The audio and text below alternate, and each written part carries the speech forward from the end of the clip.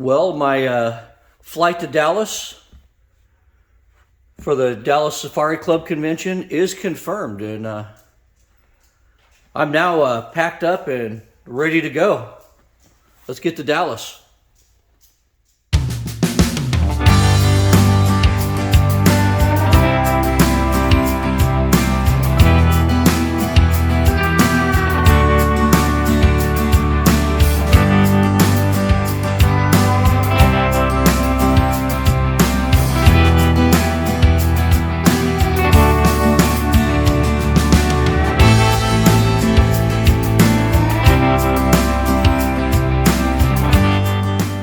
So that was just a complete clusterfuck today. Woke up at 4 o'clock in the morning, went to go catch our flight, canceled. Booked another one that wasn't a direct flight, got a transfer for it.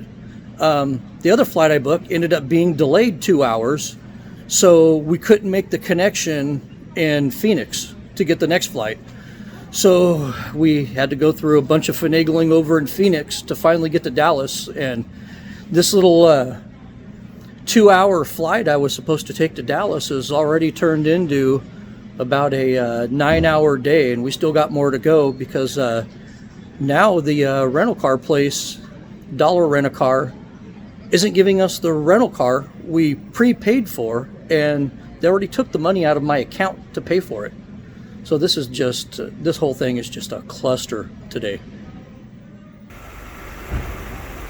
Well, after a lot of convincing and threats, we finally got the rental car, and it's a Buick.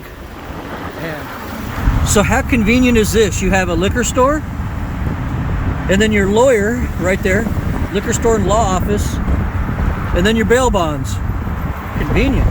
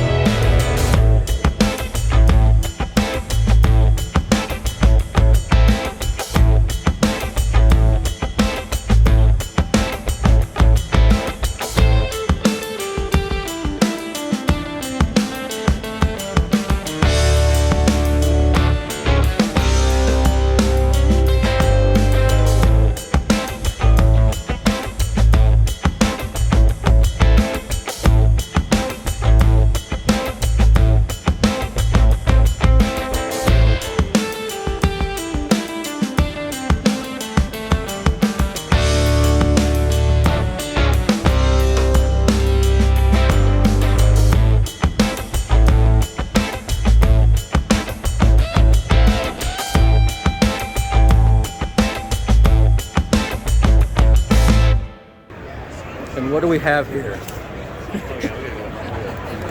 You know what? I'm curious. I'm curious about something. Oh, wow. Look at that. Well, we made it to the Dallas Safari Club show. And looks like it's a great show this year. The only problem, they have the heater on in this damn place, and it's like 85 degrees in here. Everybody is just dying. But a lot of vendors here. And guess what? I booked an Africa hunt.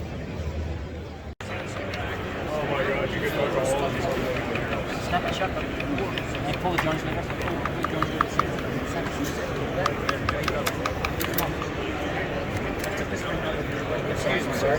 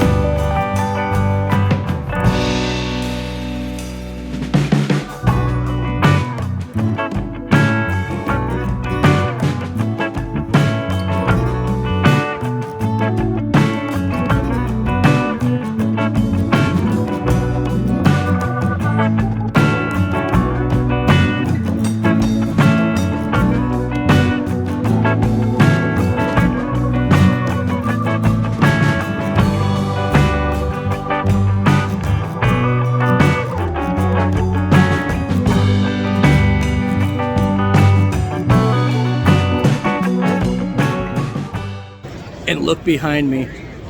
Look who's here. Uh-oh.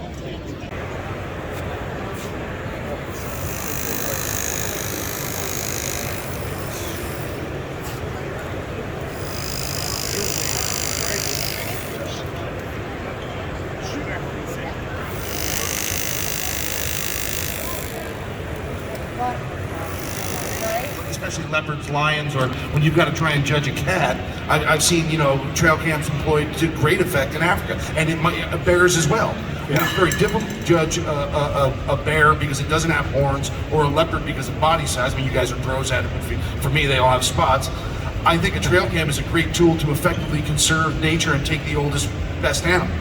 I think to your point, I think that trail cameras have eliminated a lot of error.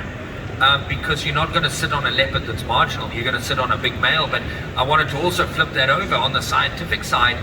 One of the biggest things that we do and that we support and how we make a lot of our conservation decisions on the ground is through trail camera surveys, where we'll have 120 traps in a very specific grid that's laid out by biologists and checked, and we'll find stuff and learn stuff that there's no way you could learn by human observation. And so I think they're a great tool, and I think that eliminating trail cameras is a very short-sighted, it's a short-sighted step from someone who doesn't understand hunting or wildlife biology.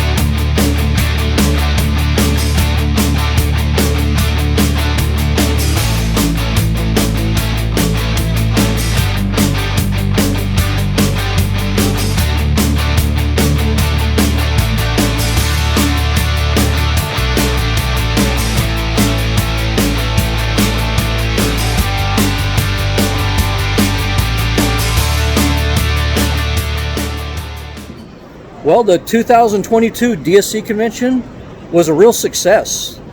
The good part about it was the travel ban was lifted, and all of the great PHs and outfitters from Africa were able to attend this event, which was great because I got to talk to the PH I ended up booking with. And yes, I've been trying to reconnect on an African buffalo hunt for the last 2 years, but COVID's really put a damper into that.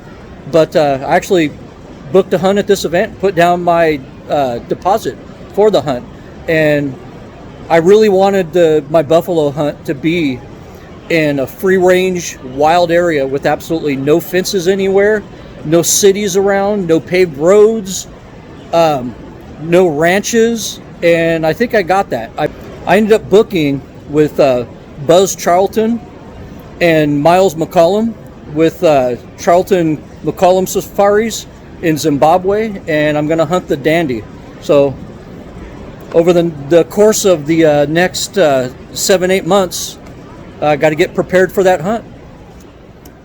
Well, I just spoke to the president of the Swift Bullet Company, and about the lack of availability of bullets in dangerous game calibers. Particularly the .416s and the .458s have been pretty much impossible to find in any weights for the last 2 years. And he confirmed with me that they're having problems right now with materials, labor shortage, and he also confirmed what we all suspected, that for the 416s, 458s, 470s, for bullets like those, they only run them about once every year and a half to once every 2 years. And when that inventory is gone, it's gone until they run it again. And he indicated that they plan on having another run of those calibers this fall. So I thought I'd give you an update on that.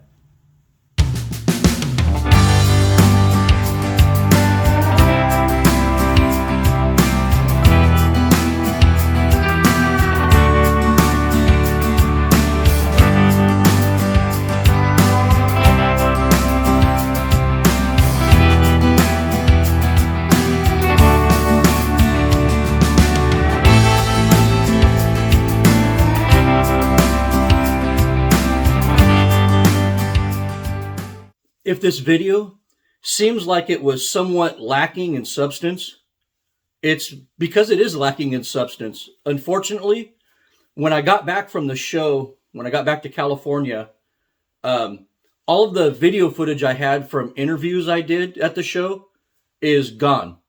I don't have it anymore. So, my apologies to companies out there like Charlton McCullum Safaris, some other safari operators, Barnes, Swift, and especially Michael at Schnee's. Sorry I lost that footage and I can't include it in my video.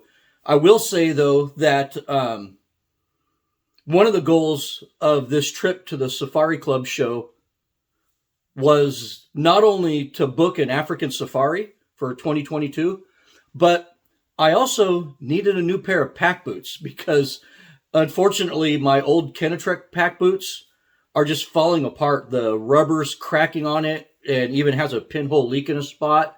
A lot of the eyelets have fallen out of it, so those boots are falling apart. And I had a choice to make. I could send them back to Kenetrek and get them rebuilt, or I can just buy a new pair. But I went online and to Kenetrek's website, and unfortunately, all their pack boots are made in Asia now. And I really don't want to go that direction. And I've owned other brands of pack boots in the past, like Whites and Lacrosse, and I wasn't really satisfied with those. So, I shopped around because there was a lot of different footwear manufacturers at that show, and I ended up walking out with a pair of Schnee's pack boots. And what really sold me on these, other than the comfort when I tried them on and walked around a little bit and the features of them, was that these are put together in the United States, in Bozeman, Montana. So I got a new pair of pack boots, and I want to thank Michael at Schnee's for the interview and for the 20% discount on these. So even though the airlines are just in complete disarray right now because of the Omicron variant and labor shortages, fuel prices, just about everything, the airlines are just a mess right now. So even though I had to deal with that, I did get to Dallas, and I had a good time and met some great people there. And it was great that Biden lifted the travel restrictions with Southern Africa, and all those great PHs and outfitters can come over here to the show. And that was I think that was the saving grace of this show. And it was nice to be in Dallas at a convention center and none of this mask bullshit or social distancing bullshit like you'd get in Vegas. So, kudos to the city of Dallas and for the governor of the great state of Texas. And as always, thanks for watching and good hunting.